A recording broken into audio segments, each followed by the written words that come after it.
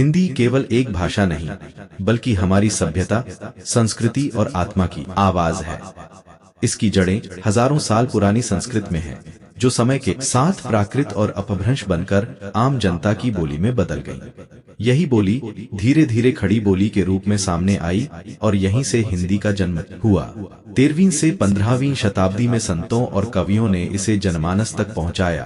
तुलसीदास ने रामचरितमानस लिखी, सूरदास ने भक्ति की गंगा बहाई, मीराबाई ने प्रेम और समर्पण को गीतों में ढाला।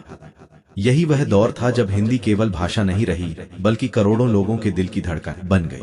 आगे चलकर फारसी, अरबी और तुर्की शब्दों ने इसमें नया रंग भरा और हिंदी और भी समृद्ध हुई। भारत की आजादी के संघर्ष में भी हिंदी ने महत्वपूर्ण भूमिका निभाई। महात्मा गांधी ने कहा था कि एक हर हिंदी जनता की भाषा है, यह स्वतंत्रता संग्राम की आत्मा है। और इसी सोच का परिणाम था कि 14 सितंबर 1919 को संविधान सभा ने हिंदी को भारत की राजभाषा घोषित किया। तभी से हर साल हम हिंदी दिवस मनाते हैं, ताकि हमें यह याद रहे कि हिंदी हमारी पहचान है। आज हिंदी पूरे भारत में बोली और समझी जाती है। उत्तर भारत की गलियों से लेकर दक्षिण भारत की सड़कों तक, गांवों से लेकर महानगरों तक और यहाँ तक कि विदेशों में बसे भारतीयों की जुबान पर भी हिंदी बसती है। लेकिन अफसोस की बात यह है कि आज की जेंजरी पीढ़ी हिंदी बोलने में शर्म महसूस करती है।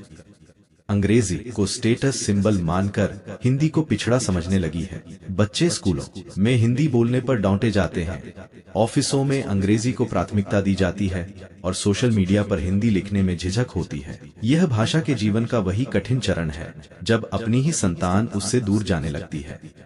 पर इतिहास गवाह है कि हर भाषा के जीवन में उतार चढ़ाव आते हैं। कभी वह शिखर पर होती है, कभी संघर्ष करती है, लेकिन अगर लोग उसे दिल से अपनाएं तो वह फिर से पुनर्जागरण पाती है।